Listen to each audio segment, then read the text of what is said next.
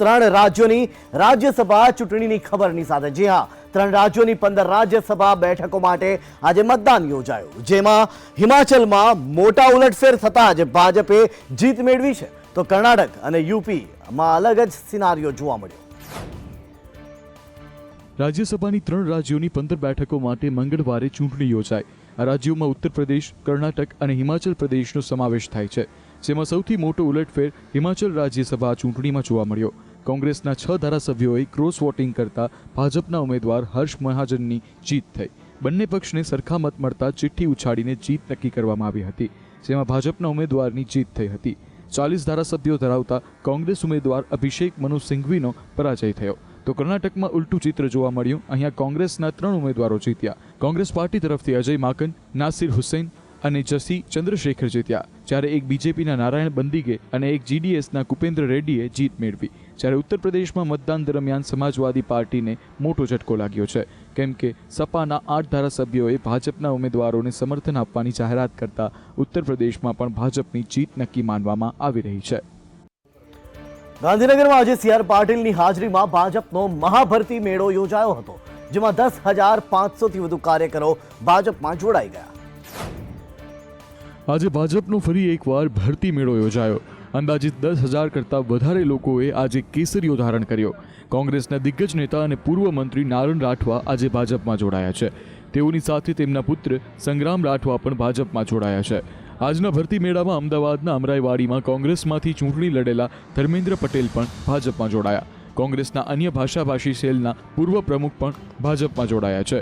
C R પાટીલે કહ્યું, 10,500થી વધુ કાર્યકરો આજે ભાજપમાં જોડાઈ રહ્યા છે। દેશના ઇતિહાસના પીએમ ઉપર ભરોસો મૂકી એક સાથે આટલા મોટી સંખ્યામાં લોકો જોડાઈ રહ્યા છે। તમે સૌ એક પક્ષના કાર્યકર તરીકે જોડાયેલા હતા। તમને ઈચ્છા હતી કે લોકોના કામ થાય છે, પણ તમે જે પક્ષમાં હતા તે દિશાવિહીન પક્ષ હતો। તમને વાત ખૂંચતી હતી કે પક્ષનું કોઈ લક્ષ્ય નથી। તો નારણ રાઠવાના ભાજપમાં જવા પર કોંગ્રેસ નેતા સુખરામ રાઠવાએ કહ્યું કે નારણ રાઠવાને કોંગ્રેસ થકી શું દુઃખ પડ્યું તે સંશોધનનો વિષય છે। નારણ રાઠવાનો કોંગ્રેસ લોકસભામાં સભ્ય અને રેલ મંત્રી બનાવ્યા તથા રાજ્યસભાના સભ્ય પણ બનાવ્યા, છતાંય તેમને સંતોષ ન થયો। દિલ્હીમાં આમ આદમી પાર્ટીએ લોકસભાની બેઠકો માટે પોતાના 4 ઉમેદવાર જાહેર કરી દીધા છે। જુઓ કોણ છે આ ઉમેદવારો કે જેમના પર અરવિંદ કેજરીવાલે વિશ્વાસ મૂક્યો છે। દિલ્હીની આમ આદમી પાર્ટીએ દિલ્હીની કુલ 7 લોકસભા બેઠકો પૈકી 4 બેઠકો પર પોતાના ઉમેદવારોના નામની સત્તાવાર જાહેરાત કરી દીધી છે, જેમાં નવી દિલ્હીની બેઠક માટે સોમનાથ ભારતી, દક્ષિણ દિલ્હીની બેઠક માટે સાહીરામ પહેલવાન, પૂર્વ દિલ્હીની બેઠક માટે કુલદીપ કુમાર અને પશ્ચિમ દિલ્હીની બેઠક માટે મહાબલ મિશ્રાને તક આપવામાં આવી છે। આમ આદમી પાર્ટીએ જાહેર કરેલા ઉમેદવારોમાંથી 3 ઉમેદવારો સોમનાથ ભારતી, કુલદીપ કુમાર અને સાહીરામ પહેલવાન હાલ આમ આદમી પાર્ટીના ધારાસભ્યો છે। સોમનાથ ભારતી હાલ જલ બોર્ડના ઉપાધ્યક્ષ છે। કુલદીપ કુમાર કોંડલીના ધારાસભ્ય છે। સાહીરામ પહેલવાન તુગલકાબાદથી 3 વાર ધારાસભ્ય રહી ચૂક્યા છે।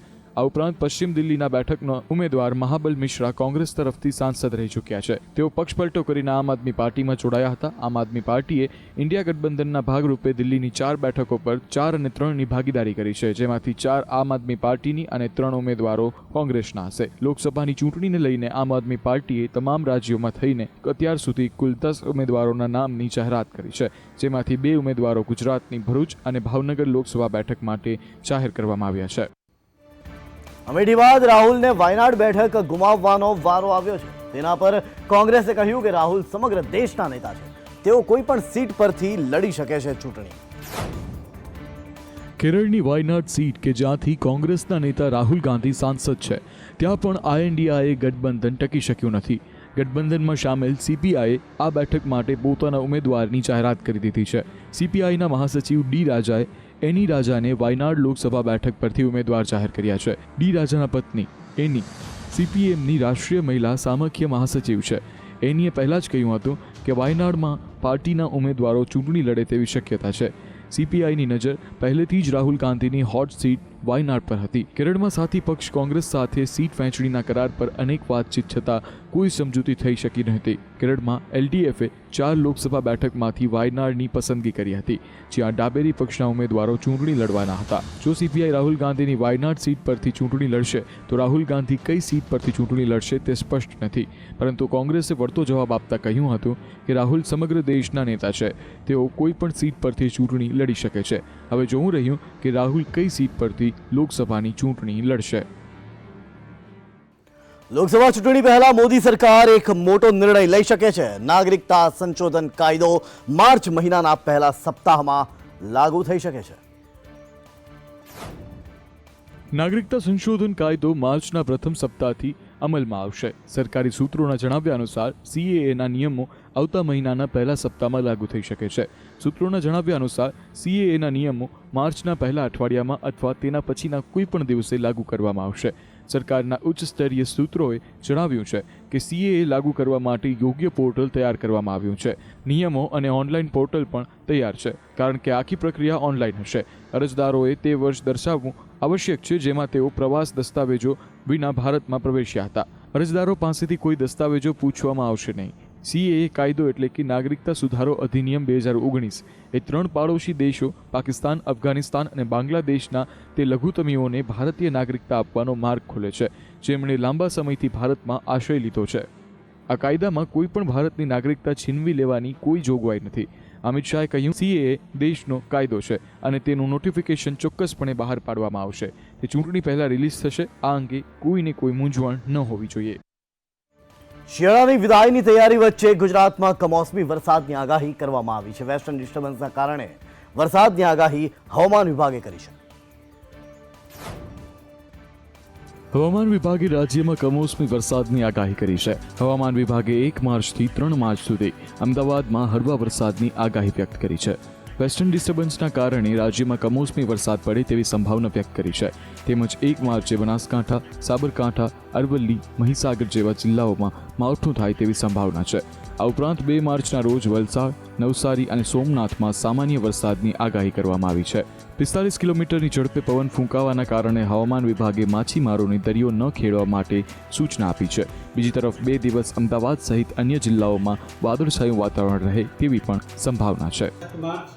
बारिश होगी वो जिले हैं गुजरात रीजन के बनासकांठा, साबरकांठा, अरावली, महिसागर, छोटा उदयपुर और दाहोद. और सौराष्ट्र रीजन की बात करेंगे जहाँ पे आइसोलेटेड प्लेसेस पे लाइट रेन होगी. वो जिले हैं सुरेंद्रनगर और कोटा. और डे 5 की बात करेंगे तो डे 5 में भी लाइट रेन होने के चांसेस हैं. ગૃહમંત્રી અમિત શાહે આજે કલોલ મેડિકલ કોલેજનું ઉદ્ઘાટન કર્યું અને આ કાર્યક્રમમાં સીએમએ એલાન કર્યું છે કે આવનારા 5 વર્ષમાં 10 મેડિકલ કોલેજ બનશે.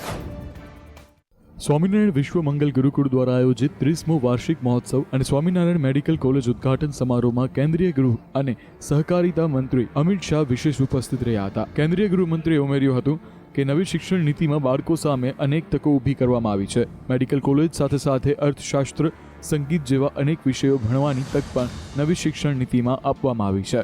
આજથી 2 દાયકા પહેલા આપણે ત્યાં મેડિકલ કોલેજો માત્ર 9 હતી અને 1100 બેઠકો હતી. એટલે આપણા યુવાનોને મોંઘી ફી ભરીને કે ડોનેશન આપીને અન્ય રાજ્યોમાં પ્રવેશ લેવા જવું પડતું. વડાપ્રધાનશ્રીની વિઝનરી લીડરશીપમાં રાજ્યમાં મેડિકલ કોલેજ અને બેઠકોની સંખ્યામાં પાછલા 2 દાયકામાં 6 ગણો વધારો થયો છે. આજે ગુજરાતમાં 40 મેડિકલ કોલેજ અને 7000થી વધુ મેડિકલ બેઠકો છે, જે મોદી સરકારની વિકાસની ગેરંટીનું ઉદાહરણ છે. આ ઉપરાંત 4 જિલ્લાઓમાં બ્રાઉનફિલ્ડ અને 2 જિલ્લામાં ગ્રીનફિલ્ડ મેડિકલ કોલેજો શરૂ કરાઈ છે. જેમ જેમ ચૂંટણી નજીક આવી રહી છે તેમ તેમ જૂની પેન્શન યોજનાને લઈને કર્મચારીઓ પણ લડી લેવાના મૂડમાં આવી રહ્યા છે. હવે મોટા આંદોલનના એંધાણ વર્તાઈ રહ્યા છે. ગુજરાતમાં કર્મચારીઓએ જૂની પેન્શન યોજના લાગુ કરવા સરકાર સામે મોરચો માંડ્યો છે. 6 માર્ચ સુધી પ્રશ્નો હલ કરવા સરકારને અલ્ટિમેટ અપાયું છે. ફિક્સ પગાર સિસ્ટમ નાબૂદ કરવા, જૂની પેન્શન યોજનાનો અમલ કરવો સહિતના પ્રશ્નો મુદ્દે કર્મચારીઓ સરકાર સમક્ષ રજૂઆત જ નહીં, આંદોલન કર્યા પછી કોઈ ઉકેલ આવી શક્યો નથી. ત્યારે હવે રાજ્યના સરકારી કર્મચારીઓ 6 માર્ચે હડતાળ કરશે. 9 લાખ કર્મચારીઓ પેન ડાઉન કરી કામગીરીથી અડગા રહેશે. ગુજરાત રાજ્ય કર્મચારી મહામંડળ તથા ગુજરાત રાજ્ય સંયુક્ત કર્મચારી મોરચાના સંયુક્ત ઉપક્રમે સરકારશ્રી સાથે જે 16/9/2022 રોજ જે સમાધાન થયેલું હતું તે પૈકીના મુદ્દાઓ તથા જૂની પેન્શન યોજના અને ફિક્સ પગારની નીતિ આ મુદ્દાઓને લઈ અને આંદોલનાત્મક કાર્યક્રમો આપ્યા હતા, જે પૈકી 14મી ફેબ્રુઆરીથી લઈ 16 ફેબ્રુઆરી સુધી કાળા કપડાં અને બ્લેક રિબિનનો કાર્યક્રમ હતો. ત્યારબાદ 23મી તારીખે ધરણા કાર્યક્રમ હતા. તેમ છતાં પણ સરકારે કોઈ નિર્ણય નથી લીધો. આથી ના છૂટકે અમારે પેન ડાઉનનો કાર્યક્રમ આપવામાં આવ્યો છે, જેમાં રાજ્યના તમામ કર્મચારીઓ સહિત શિક્ષકો અને આરોગ્યના કર્મચારીઓ સહિત બધા જોડાવાના છે. લોકસભાની ચૂંટણી આવી રહી છે અને રાજકોટ શહેરનો મહત્વાકાંક્ષી પ્રોજેક્ટ આજી રિવરફ્રન્ટ હવે સત્તા પક્ષ અને વિપક્ષ વચ્ચે રાજનીતિનું કેન્દ્ર બન્યું છે. રાજકોટમાં આજી નદી ઉપર રિવરફ્રન્ટ બનાવવાની 11 વર્ષ પહેલા જાહેરાત કરવામાં આવી હતી, જેના માટે બ્લુપ્રિન્ટ પણ તૈયાર કરવામાં આવી હતી. સાથે જ 1100 કરોડની યોજના પણ તૈયાર કરવામાં આવી હતી, જે પૈકી 800 કરોડના અલગ અલગ કામોને મંજૂરી પણ મળી ચૂકી છે. જોકે 11 વર્ષમાં હજુ સુધી આજી રિવરફ્રન્ટની 10 કિલોમીટર એરિયામાં 1 કિલોમીટર સુધીનું કામ પણ આગળ વધ્યું નથી. વિપક્ષે એવા આરોપ લગાવ્યા છે કે છેલ્લા 11 વર્ષથી રાજકોટવાસીઓને વિકાસના નામે સપના જ બતાવવામાં આવી રહ્યા છે, પણ કામ નથી થતા. મનપાના સત્તાધીશોને આજી રિવરફ્રન્ટ બનાવવું જ નથી. જ્યારે વિપક્ષના સવાલોને લઈને મહાનગરપાલિકાના સ્ટેન્ડિંગ ચેરમેન જયમીન ઠાકરે વળતો જવાબ આપ્યો અને કહ્યું કે પ્રોજેક્ટ કરોડો રૂપિયાનો છે, જેને લઈને રાજ્ય સરકાર તરફથી 170 કરોડની ગ્રાન્ટ ફાળવવાની જાહેરાત થઈ છે. આ ગ્રાન્ટમાંથી કામ પણ ચાલુ થઈ ગયું છે. ચાલુ વર્ષે બજેટમાં 1 કિલોમીટરનું કામ આગળ વધારવાની મંજૂરી પણ મળી છે. સત્તા વિહોણા કોંગ્રેસ પાસે અભ્યાસની કમી છે, જેથી ચૂંટણી આવતા તેઓ ખોટા પ્રશ્નો ઉઠાવી રહ્યા છે. જોકે હવે રાજકોટને રિવરફ્રન્ટ ક્યારે મળે તે જોવું રહ્યું. સુરત ધીરે ધીરે ગુજરાતનું ક્રાઇમ કેપિટલ બનતું જઈ રહ્યું હોય તેવું લાગી રહ્યું છે, કારણ કે સુરતના કતાર ગામમાં અધિકારીની ઓળખ આપી અને કરોડોની લૂંટ ચલાવાઈ છે. સુરત ધીરે ધીરે ગુજરાતનું ક્રાઇમ કેપિટલ બનતું જઈ રહ્યું હોય તેવું લાગી રહ્યું છે. હત્યા, મારામારી અને બળાત્કાર જેવી ઘટનાઓ હવે સુરતમાં જાણે કે સામાન્ય બની ગઈ છે.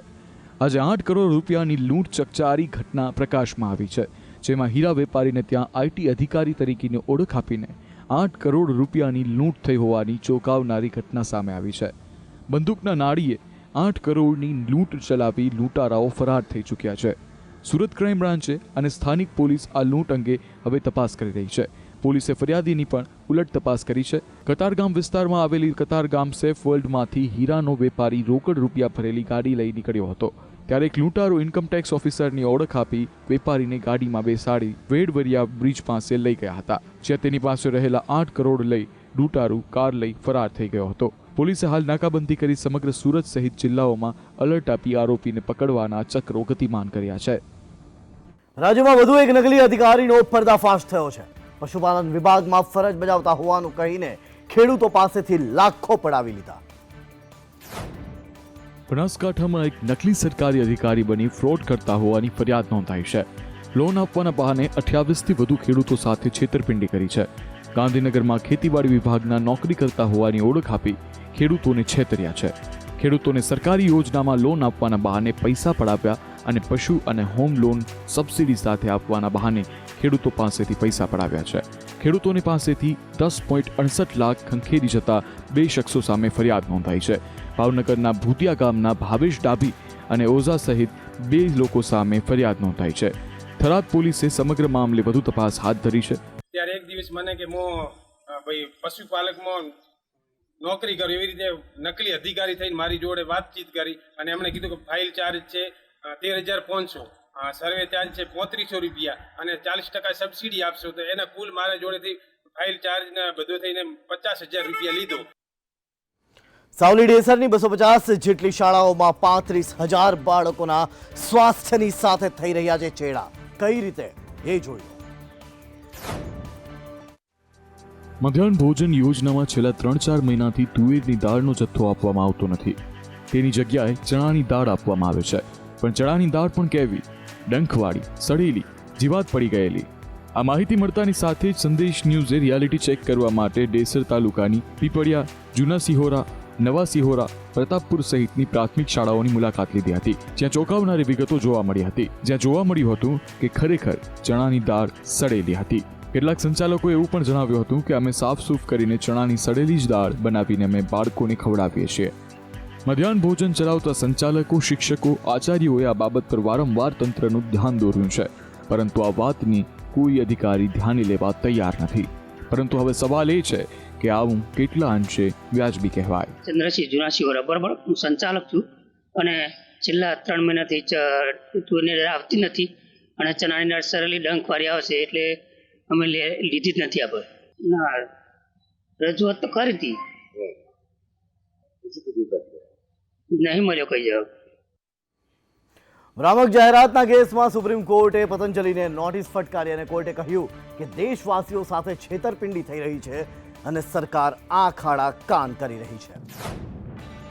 સુપ્રીમ કોર્ટે ભ્રામક જાહેરાતના કેસમાં પતંજલિ આયુર્વેદ અને તેના એમડી આચાર્ય બાલકૃષ્ણને તિરસ્કારની નોટિસ ફટકારી છે. સુનાવણી દરમિયાન સુપ્રીમ કોર્ટના જસ્ટિસે કહ્યું કે કોર્ટના આદેશ બાદ પણ તમે પતંજલિની જાહેરાત બતાવવાની હિંમત કરી. કોર્ટે કહ્યું, હવે અમે કડક આદેશ આપવા જઈ રહ્યા છીએ. અમારે આવું કરવું પડી રહ્યું છે કારણ કે તમે કોર્ટને ઉશ્કેરી રહ્યા છો. ગગનયાનમાં બેસી અંતરિક્ષમાં જનાર 4 ભારતીયોના નામ નક્કી થઈ ગયા છે. પીએમ મોદીએ 4 જવાનોને અવકાશ યાત્રીની પાંખો પહેરાવી હતી. ચંદ્ર અને સૂર્ય બાદ ફરી એકવાર ભારત અવકાશમાં ઇતિહાસ રચવા માટે તૈયાર છે. ભારતીય અવકાશ સંસ્થા ઇસરો ભારતના પ્રથમ ગગનયાન મિશન પર કામ કરી રહી છે. ચંદ્રયાન અને આદિત્ય L1ની સફળતા બાદ આ મિશન ઇસરોને વધુ ઊંચાઈઓ પર લઈ જશે. ગગનયાન ભારતનું પ્રથમ માનવયુક્ત મિશન છે. વર્ષ 2024-25માં લોન્ચ થનાર ગગનયાન મિશન માટે પીએમ મોદીએ ગગનયાન ટીમના 4 સભ્યોના નામની જાહેરાત કરી હતી. આ ટીમમાં ભારતીય વાયુસેનાના 4 પાયલટની પસંદગી કરાઈ છે.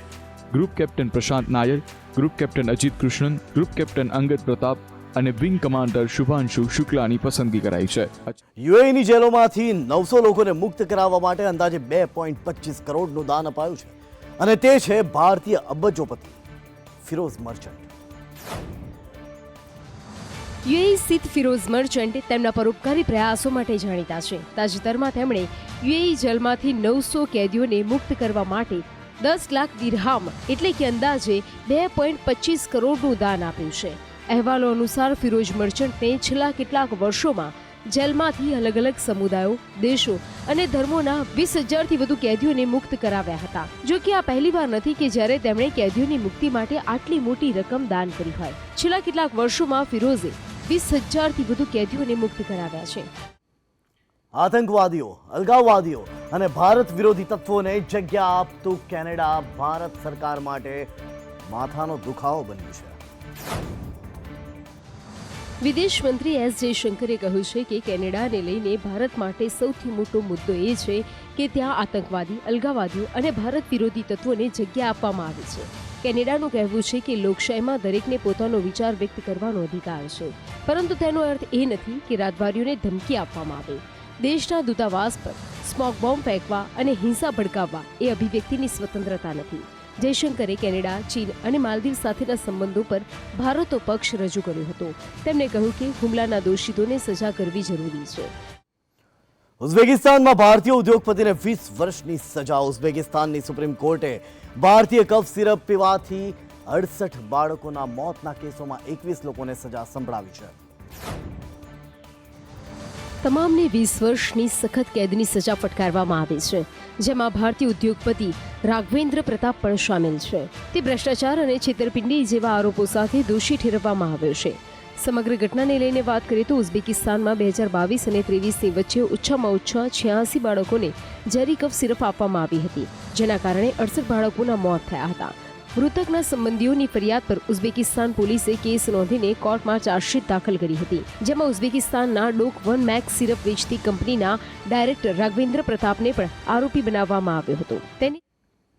આખરે ચીનના રવાડે ચડેલા માલદીવની શાન ઠેકાણે આવવા લાગી છે. માલદીવ સાથે ચાલી રહેલા રાજદ્વારી તણાવ વચ્ચે ભારતને મોટી રાજદ્વારી જીત મળી છે. માલદીવે ભારતીય પાયલટોને માલદીવમાં હેલિકોપ્ટર ચલાવવાની પરવાનગી આપી દીધી છે. માલદીવે ભારતીય પાયલટને ભારતીય નાગરિક ગણાવ્યો છે. માલદીવના સંરક્ષણ મંત્રાલય દ્વારા જારી કરવામાં આવેલા એક નિવેદનમાં કહેવામાં આવ્યું છે કે સ્વાસ્થ્ય સુવિધાઓના હેતુ માટે ભારત દ્વારા માલદીવને આપવામાં આવેલ હેલિકોપ્ટરને ચલાવવા માટે ભારતીય નાગરિકોનું એક જૂથ માલદીવ આવી રહ્યું છે.